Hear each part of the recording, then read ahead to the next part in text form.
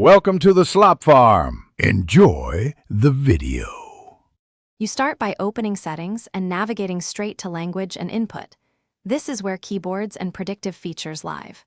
Once there, choose Default Keyboard or Virtual Keyboard so you can see installed keyboards and the one currently active. If you use Huawei's default keyboard, tap Huawei Keyboard.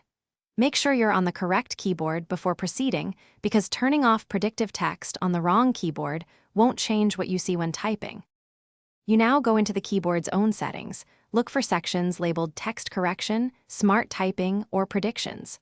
Once inside, locate Predictive Text, Next Word Suggestions, or Autocomplete and switch them off. This removes word suggestions while you type.